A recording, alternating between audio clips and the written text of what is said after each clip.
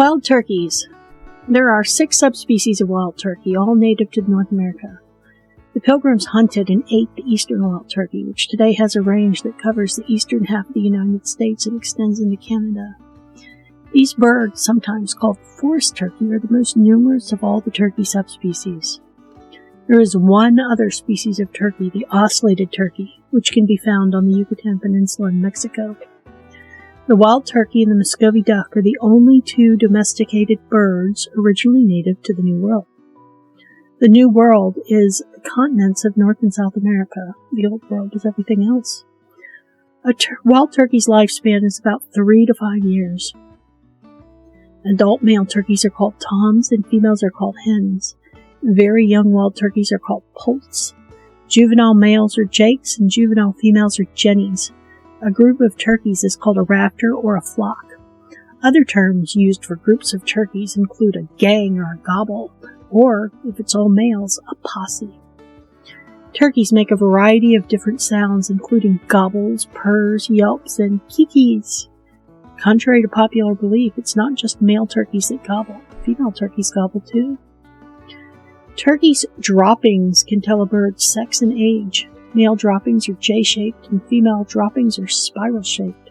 The larger the diameter, the older the bird. An adult turkey has between 5,000 and 6,000 feathers. A turkey's vision is 3 times more acute than a human's vision. They can see in color, and their field of vision is a full 270 degrees without turning their heads.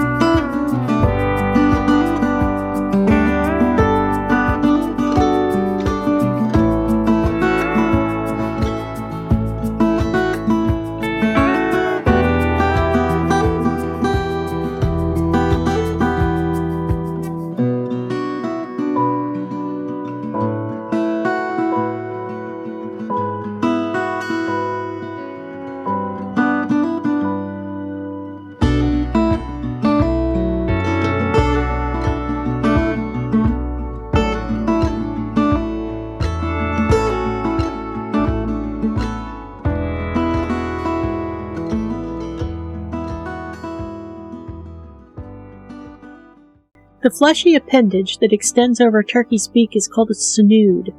Females prefer males with longer snoods. Snood length can also be used to predict the winner of a competition between 2 males.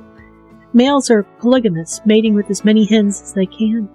Male wild turkeys display for females by puffing out their feathers, fanning their tails, and dragging their wings. This behavior is called strutting. Their heads and necks are red, white, and blue. The color changes with the turkey's mood, a solid white head and neck being the most excited. They use gobbling, spitting, drumming, and booming as signs of social dominance and to attract females.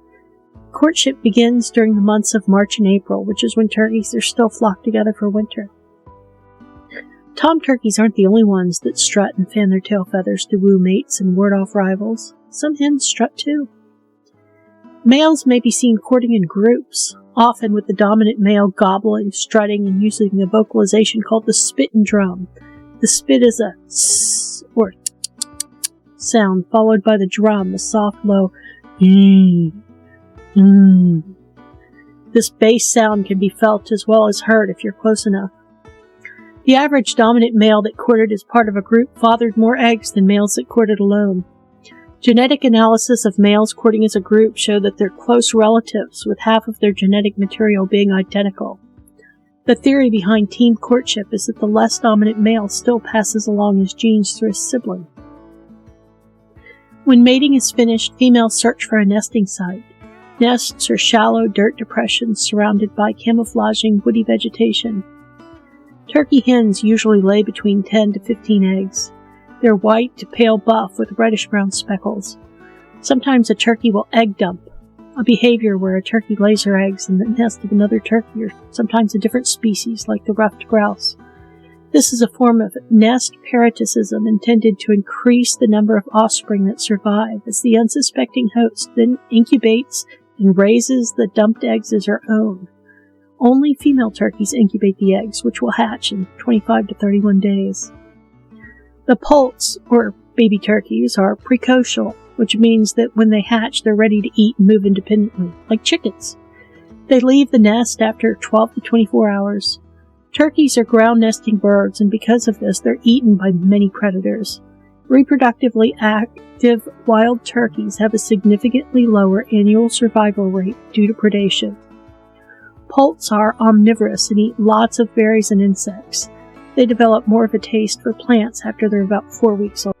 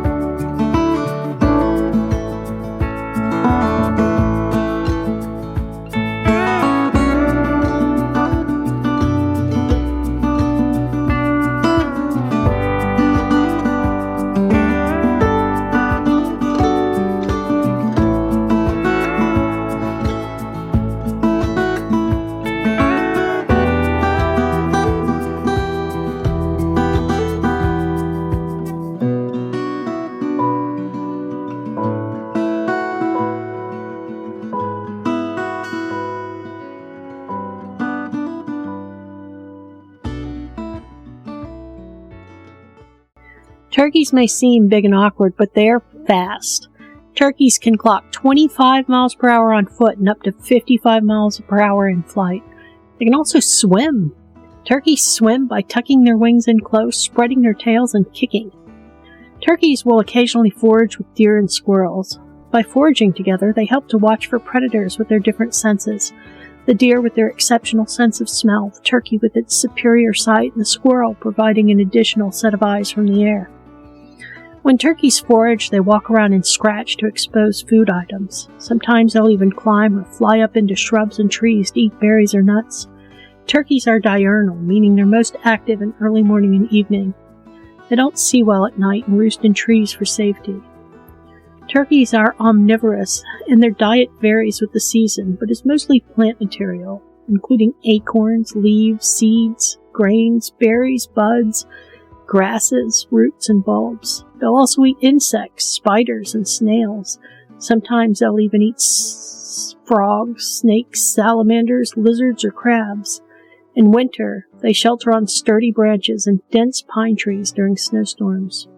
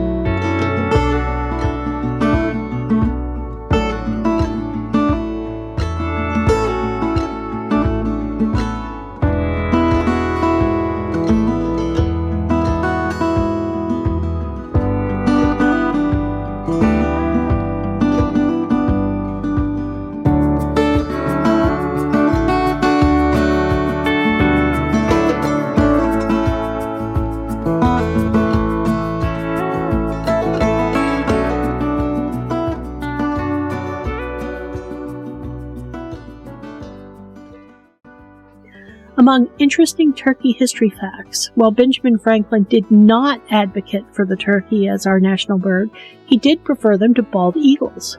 In a letter to his daughter, Benjamin Franklin called the bald eagle a bird of bad moral character because they steal from other birds. He called the turkey a much more respectable bird, a bird of courage and a true native of America.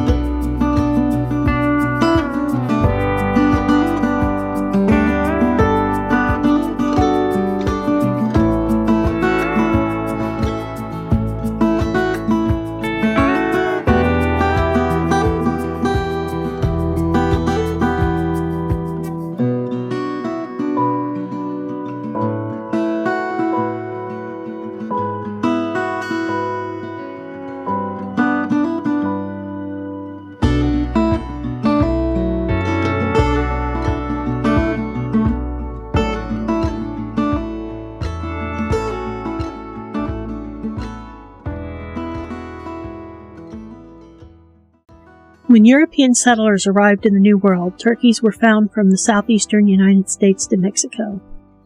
At the beginning of the 20th century, the range and numbers of wild turkeys had plummeted due to overhunting and habitat loss. The U.S. Biological Survey and state wildlife agencies estimated the entire population of wild turkeys in the United States was around 30,000 by the late 1930s. By the 1940s, it was almost totally extirpated from Canada, and the wild turkey population was fragmented into localized pockets in the Appalachian Mountain Range.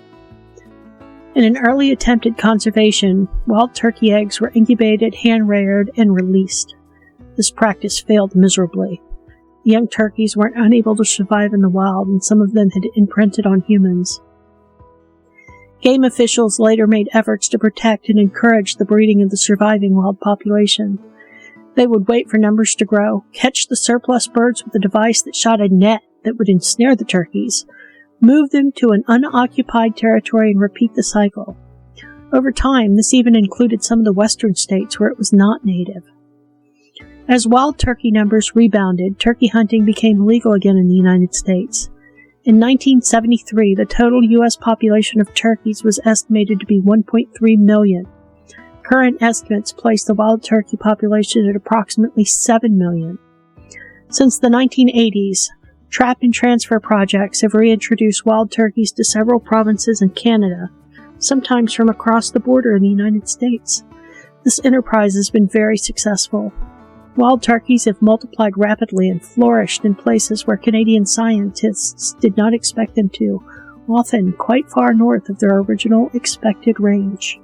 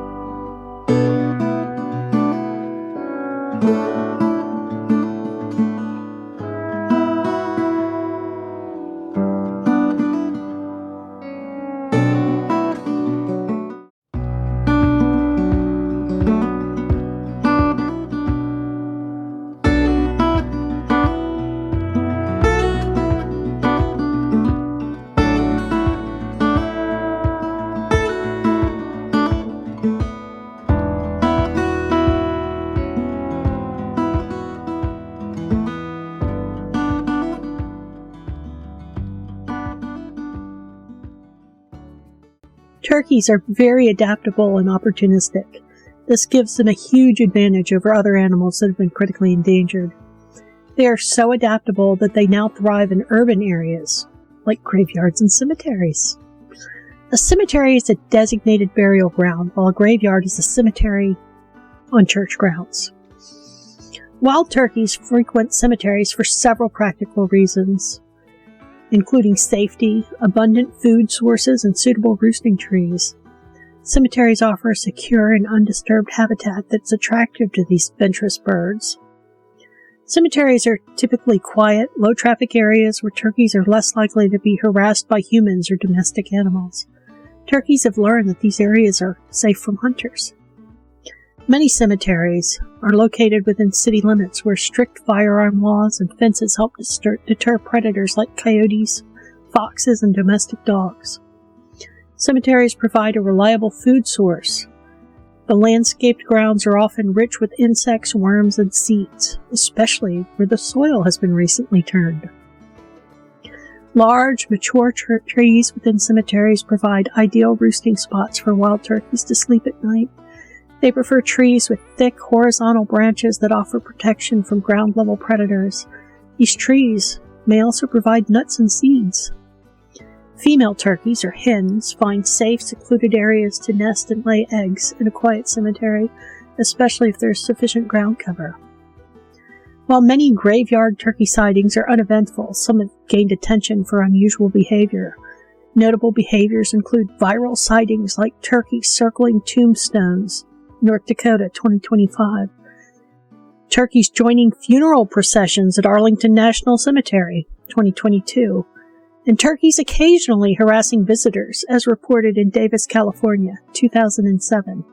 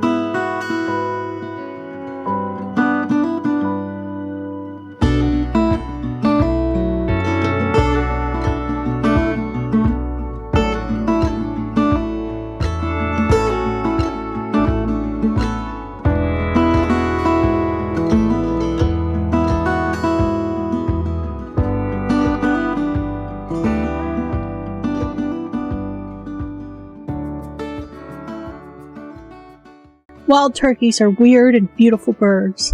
They contribute to the environment by acting as a food source for predators, helping with seed dispersal and natural pest control. They also serve as an indicator of a healthy ecosystem. Their nests can provide habitats for other birds, and their waste provides natural fertilizer. In regenerative agricultural systems, they can help maintain healthy soil and grasslands. If you think turkeys don't live in your area and you're out walking at dusk, look up. You may just be surprised at the turkey silhouettes in the trees. I know I was when I saw them roosting in the heart of downtown Manchester, New Hampshire.